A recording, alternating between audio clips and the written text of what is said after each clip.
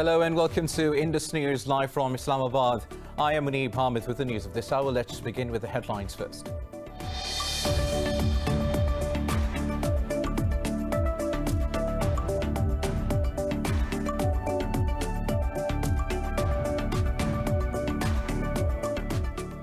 United States President Donald Trump has been taken to a military hospital hours after he tested positive for COVID-19. The White House press secretary said Trump will work in a special suit at the hospital for the next few days as a precautionary measure. Meanwhile, India's COVID-19 death toll has topped 100,000, while the infection tally climbed to 6.47 million. In Pakistan, 8 people died from the virus overnight, taking the country's death toll to over 6,500. Globally, the coronavirus has claimed over 1 million deaths, infecting more than 34.4 million people.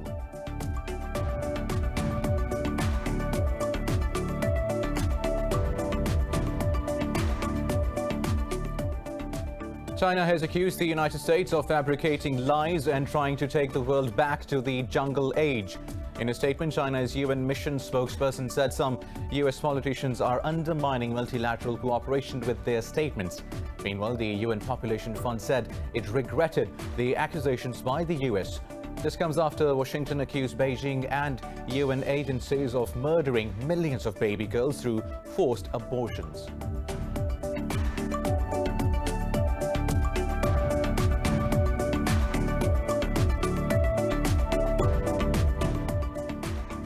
Iran has called on the international community to mount pressure on Israel to destroy its nuclear arsenal. In his address at the UN General Assembly, Foreign Minister Javad Zarif said Israel should promptly accede to the Nuclear Non-Proliferation Treaty. He said Israel has been deceiving the world for decades about its clandestine development of nuclear weapons.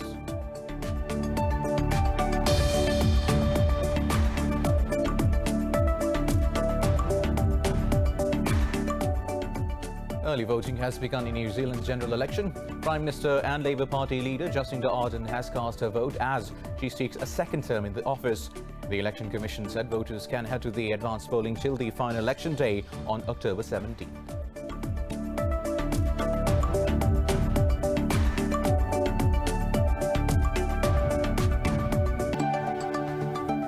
News in detail after a short break. Stay tuned.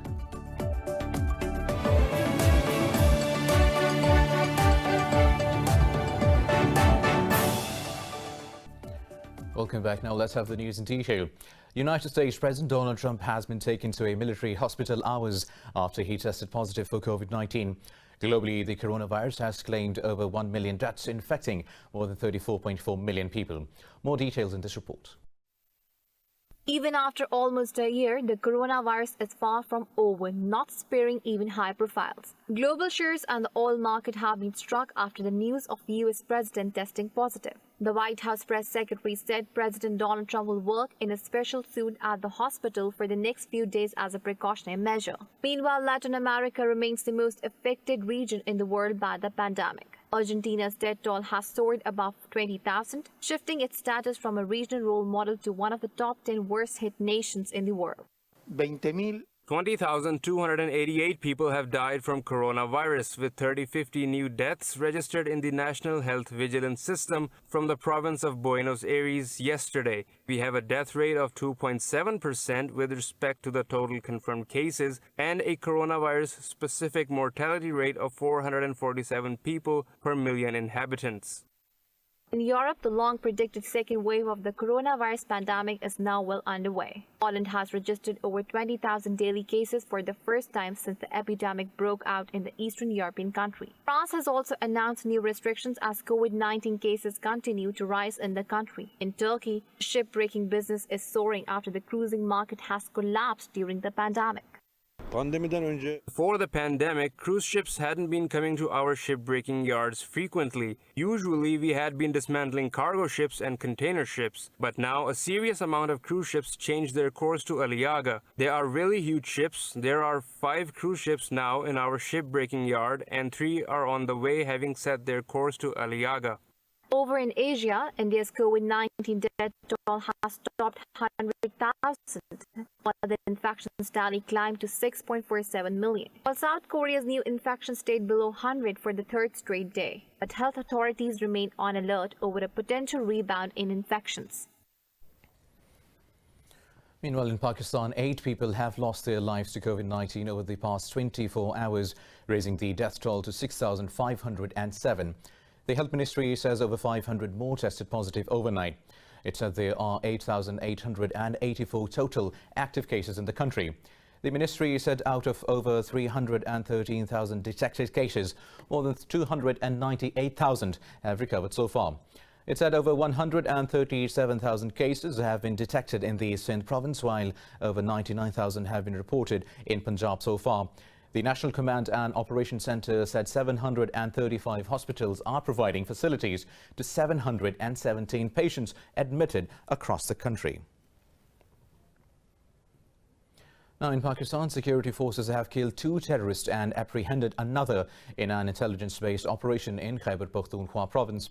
In a statement, the military's media wing said the terrorists were involved in the killing of civilians. It said the terrorists were also involved in the attacks on security and other anti-state activities. Earlier this week, 2 soldiers were martyred in an exchange of fire with terrorists in North Waziristan.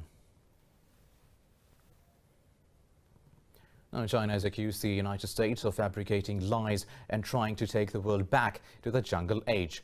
This comes after Washington accused Beijing and UN agencies of murdering millions of baby girls through forced abortions. In a statement, China's UN mission spokesperson said some US politicians are undermining multilateral cooperation with their statements. The spokesperson said the US is becoming the biggest destroyer of the existing international order. Meanwhile, the UN Population Fund said it regretted the accusations by the US. Talking to media, UNFPA Executive Director Natalia Kanem said coercion of women is against the UN practice and policy. She said the UN has called on the US to review its programs in China, but Washington has been declining the calls for the past 4 years. Now, moving on, Iran has called on the international community to mount pressure on Israel to destroy its nuclear arsenals. In his address at the UN General Assembly, Foreign Minister Javad Zarif said Israel should promptly accede to the Nuclear Non-Proliferation Treaty. Zarif said Israel has been deceiving the world for decades about its clandestine development of nuclear weapons. He also criticized the United States, calling it world's only perpetrator of a nuclear attack and giving blind support to the only possessor of nuclear arsenal in the Middle East. The 75th UN plenary meeting was attended by nearly 100 foreign ministers to commemorate the International Day for the Total Elimination of Nuclear Weapons. Meanwhile, Iran and Syria have discussed bilateral ties and prospects of the normalization ties between some Arab countries and Israel. In a meeting, Iran's envoy to Russia, Qasem Jalali, and his Syrian counterpart, Riyad Haddad, condemned the deals, calling them a great betrayal. Iran's state media quotes Haddad saying that Syria strongly opposes the process of normalization. It said the 2 envoys also discussed developments in Syria, the Astana trend, and Western sanctions against the country. In the meeting, both envoys stressed the need for strengthening mutual cooperation, with Jalali reaffirming Iran's support to Syria in all fields. Now, Palestine says expanding Jewish settlements is part of Israel's plan to implement the so-called US deal of the century. In a statement, the Foreign Ministry said Israel is building 5,400 new units in the settlements in the West Bank. Condemning the settlements, the ministry said Tel Aviv is planning to annex large parts of the West Bank. It said this reflects the systematic American and Israeli violations of international law and resolutions. The ministry said this Israeli action disproves its claim of halting settlement plans amid normalization spree with the Arab states. Now, the US says European countries have a fundamental role in supporting the Middle East peace process after the signing of the Abraham Accord. In an interview, Secretary of State Mike Pompeo said he believes European Union leaders have a strategic role in rejecting Iran. He said Iran remains the greatest force of the destabilization in the Middle East. The Secretary of State said he hopes Palestinians will join the US in holding serious talks with Israel. Meanwhile, Pompeo has tested negative for COVID-19 and he says he will proceed with his trip to Asia. Turkey says Armenia must withdraw its forces from the occupied Azerbaijani territories if it wants Baku to agree to a ceasefire. Speaking in Ankara, Foreign Minister Mevlut Cavusoglu urged the international community to address the issue if it wants a solution. Fighting between Armenian and Azeri forces continues, with both sides claiming to have inflicted heavy losses on each other. Earlier, Armenia said it will work with Russia, the United States and France on re-establishing a ceasefire in the Nagorno-Karabakh. Meanwhile, Russian President Vladimir Putin and Armenian Prime Minister Nikol Pashinyan expressed concern over the involvement of mercenaries in the fighting. The Kremlin said the two leaders held a phone call where Putin reiterated the need for an immediate ceasefire. The dispute is centered on the control of the Nagorno-Karabakh region, which is recognized as part of Azerbaijan but controlled by the ethnic Armenians. Now, Sudan's power-sharing government and the several rebel groups are set to meet today to formalize a peace agreement. South Sudanese chief mediator Tut Gatluak says the goal is to sign deals with all armed groups to resolve decades of conflict. In an interview, Gatluak said the parties will sign their final agreement after the three major groups sealed a preliminary deal in August. It said the mediators will continue engaging with the other holdout groups of General Al-Hilu and Al-Nur to reach an agreement. Gatluak said leaders from Kenya, Ethiopia, Chad, Egypt and Saudi Arabia will also attend the event. Sudan's new power-sharing civilian and military leaders say ending conflict is a top priority to help bringing democracy and peace to Sudan. Meanwhile, U.S. National Security Advisor Robert O'Brien says Russia has agreed not to interfere in the November presidential election in the United States. In a tweet, O'Brien says he has held a constructive dialogue with Russian Security Council Secretary Nikolai Patrushev in Geneva. O'Brien said they also discussed a number of bilateral issues of mutual interest. He said arms control, the Armenia-Azerbaijan conflict, Syria and Afghanistan were on the agenda. O'Brien said while they have differences, he is optimistic two sides can make progress in key areas that will benefit the American and Russian people.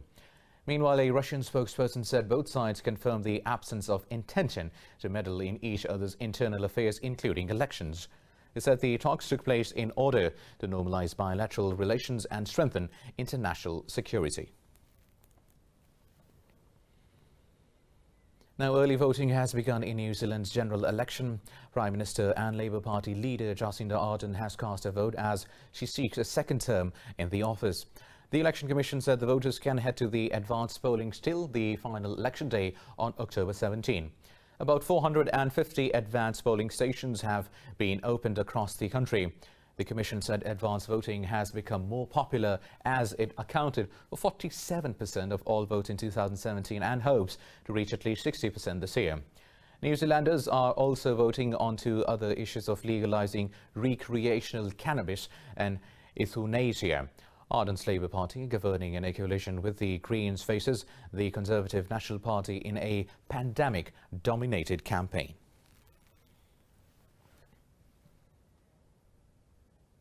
More news coming up after the short break. Stay tuned.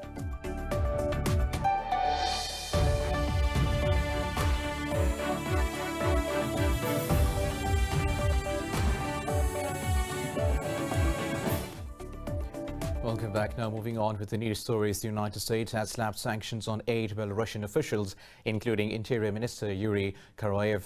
The move comes after the EU blacklisted 40 officials accused of rigging August's presidential election in Belarus. In a statement, U.S. Treasury Secretary Steven Mnuchin said Belarusians' democratic rights have been met with violence from officials. He said the U.S. and its partners stand united in imposing costs on those who have undermined Belarusian democracy for years.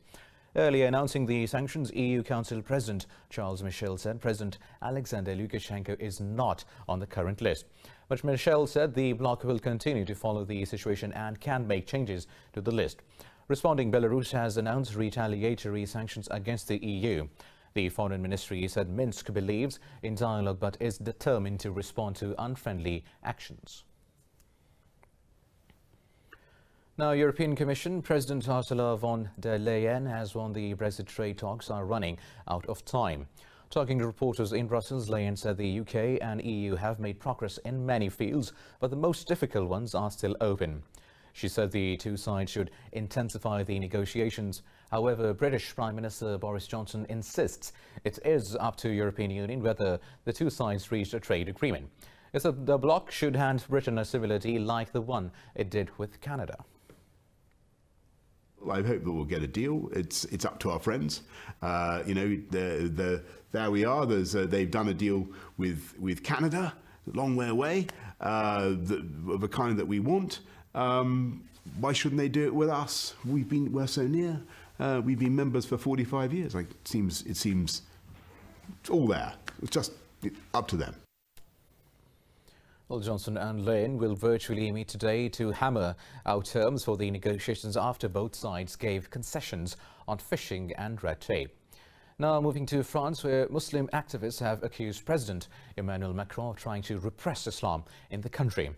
The rebuke comes after Macron announced plans for tougher laws to tackle what he called Islamist separatism. In a speech, Macron said an estimated 6 million Muslims were in danger of forming a counter-society. The president said no concessions will be made in a new drive to push religion out of education in France. Wearing the hijab is already banned in French schools and for public servants at their workplace. Slamming the president, a French activist said Macron's speech emboldened the far right and threatened the lives of Muslim students. While academic Rim Sara alone said Macron failed to mention white supremacy, even though France has exported racist ideologies in the past. Meanwhile, hundreds of Mexicans took to the streets to mark the 52nd anniversary of the Tlatelolco Square massacre. In 1968, security forces stormed a student protest, killing at least 30 people, while activists claim 300 were killed. Heavily armed police were present at the protest site to quell any violence. Demonstrators threw rocks at the police as they blamed state negligence for the 1968 massacre and lack of justice. Protesters also spoke against the feared massacre of 43 students in 2014, saying little has changed in Mexico over the decades. Don't let it be what happened in 1968 massacre and everything that has happened since. I believe that repression still happens, that is repression by the state. Rather than serving the people, it just looks after its own interests. Now in Chile, hundreds took to the streets of Santiago against President Sebastián Piñera's government. Riot police fired tear gas and water cannon to disperse stones throwing demonstrators. Protesters demand the approval of the drafting of a new Magna Carta in the referendum that will take place on the 25th of October. Tensions in the country grow 2 weeks before the anniversary of a social outbreak which began on the 18th of October last year. The mass demonstration saw thousands killed, injured and arrested, with billions of dollars worth of damage and losses to businesses.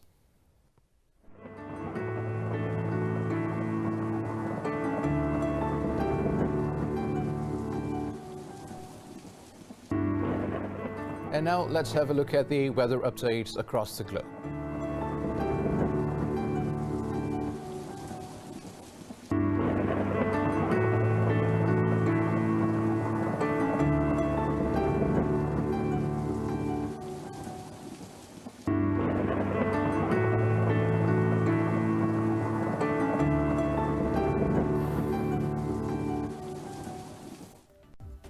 Well, that is all for now. For the latest update, you can follow us on social media as Indus.News. Take care.